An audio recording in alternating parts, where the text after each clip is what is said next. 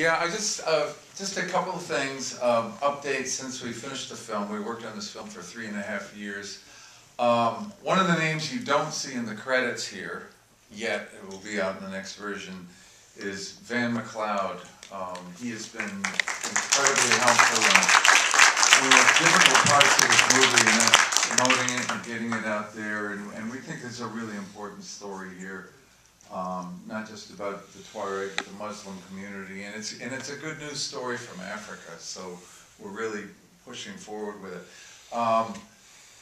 Just this week, we are finishing signing all these papers after 3 months of negotiations, and we have signed Bombino with the largest world music distributor in the world, Kumbancha Records, which is a sister to Putumayo Records.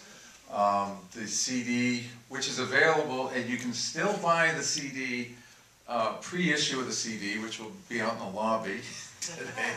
But in March it will be released in France, and there will be a tour of France, and then it will be released in the United States in May and June, and there will be a tour of the United States, and then he's going on to Japan and South Korea. So really, when we started with Bombino, he was this musician that was playing. A big gig for him was a wedding in the Sahara Desert, and now he's an extraordinary musician. I bet a few of you might have picked up a little Jimi Hendrix in there. Yeah. He was listening to a little Jimi Hendrix when he was going. But so we expect that he's going to be a big player in the world music stage over the next few years. But thank you all for coming. And if anybody has any questions, yes. Yeah. So there are so many different themes running through this. There's a story about the Sufi form of Islam. There's the role of women. There's the political struggle in Niger. There's the theme of independence, and then there's the music. I just wonder how the heck you sorted it out and knitted it together into this film. I was drawn to Bombino by the music, but I was first drawn to the culture of people and of the Tuareg, and the music is such a big part of their lives. I mean, their lives, and every place you go, you hear music, and it's a fundamental part of their communication. The Tuareg language, Tamashek, is not really spoken. I mean, it's spoken, but it's not written. There's not Tamashek books, and music is an essential part of keeping the stories going. And the Tuareg live this idyllic lifestyle in Africa. As Amani Al-Ghali said, man is their economy. You know, it's not money, it's man. I mean, it's in the real world. You know, what's going to happen to them? The uranium miners are coming in. The modern world is coming in, and how are they going to adapt? And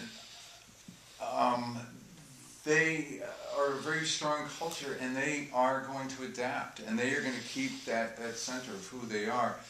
And through the music, and watching a musician like Bombino take the traditional themes and the traditional rhythms, which have been part of their culture for so long, and add some of the modern sounds to it, the sounds of Jimi Hendrix, the sounds of Ali Fakator, the great African blues musician, and it just all just kind of fits together, and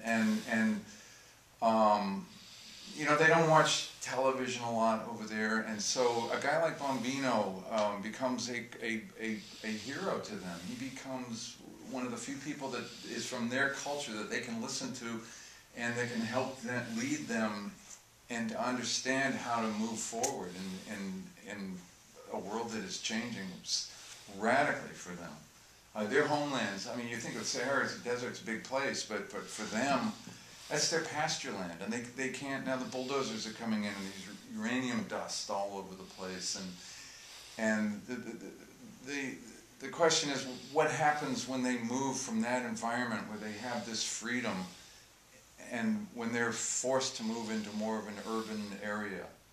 And so they have all these challenges, and I just see the music as indicating how seamlessly, how they will pull it together. There you go. Talk about the women. I mean, that whole section where they were talking Yeah. about how the women have decision, but in fact only the men really spoke in your film. Yes. You're not the first one to ask me that. First of all, it was such a pleasure to be in a Muslim culture where women are so respected, where they are so powerful.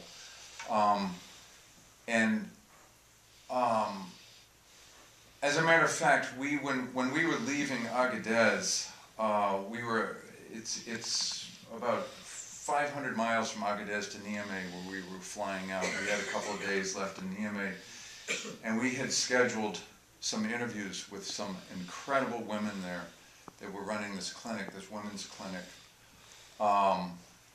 And they were, and the president's wife, President Tanja, his wife came in, and they had gotten all this funding from nonprofits from all over the world, and they were supporting this clinic.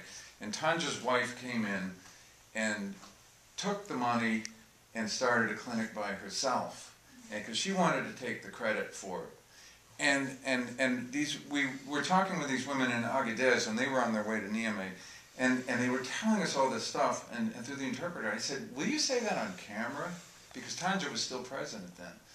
And she said, "Absolutely." She said, "I'm on television, I'll say it to anybody. Nobody's going to stop me from saying it." And to make a long story short, you could not just drive from Agadez to Niamey because it's dangerous along the roads, and you have to go by military convoy or by humanitarian flights. We were scheduled to fly on a UN flight from Agadez. Well, the plane didn't show up.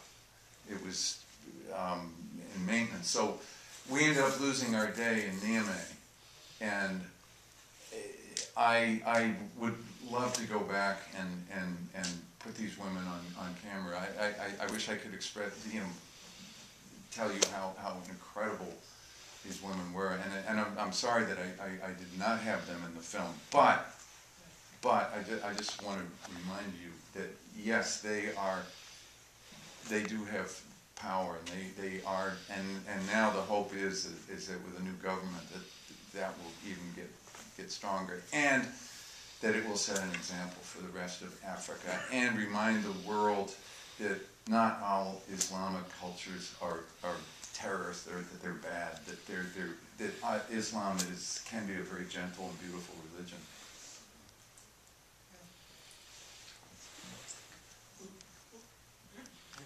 Lyrically, what is Bombino singing about? I didn't put the lyrics up because he's singing in Tamashek, and then the translations I got went from Tamashek to French to English, and by the time I got those translations, the poetic sound, it just didn't.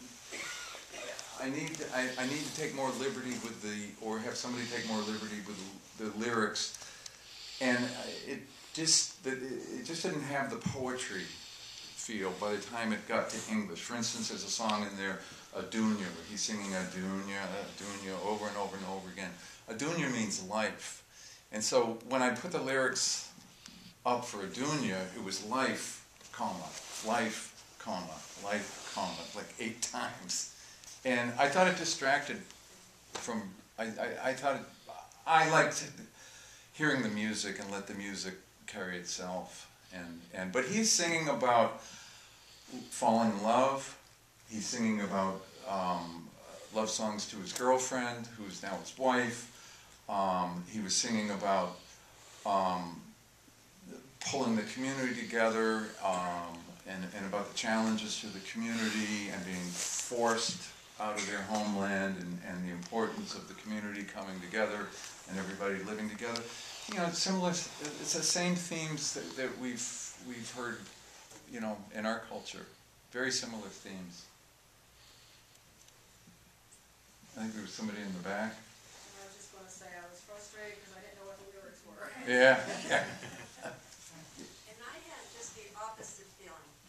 I really was moved by the respect that you showed, both to those whom you were filming, but also to an audience that was universal. You know, it wasn't so much exactly what was being said, but you allowed us to, I feel as though I've been visiting with them, with the people, because, and usually when you're visiting you don't have that music with you the whole time, so I had that sense about it, but I understand, and I think there is room at another moment, perhaps, to get into all of that, but I just felt that we've been there. Yeah, that was my experience in being there, because I don't speak their language, and yet I was just mesmerized by the music. And the way I discovered Bombino was a year before I had met him. I was riding around in the Sahara Desert, shooting a film for an NGO over there, Best Parmigiano and Rain for the Sahel and Sahara. And we had a Tuareg driver and a Tuareg whole crew, and for 2 weeks we had one cassette in the four-wheel drive, and it was a Bombino. It was some recordings that somebody did in a dry riverbed, and we just listened to these 5 songs over and over and over again. And usually after a while you get, you know, after, you know, a couple days you get tired of a piece of music. Never get tired of this music. It became the soundtrack of this, the most spectacular region I've ever been in. I mean, it's right up there with the Grand Canyon for me, the Sahara Desert. But plus, you know, you got the culture to boot with it. But yeah, and I just became, and I said to one of the guys, Michel, who I was just talking with you about, who went to he just got his master's at Southern New Hampshire University. From there, I said to Michel, he was riding with us, he's Nigerian, he's Tuareg, and I said, Michel, we've got to find this guy Bombino. I've got to find him. He's an incredible musician. I know he's got a story. And we did, and we tracked him down and spent 3 years working with him. So.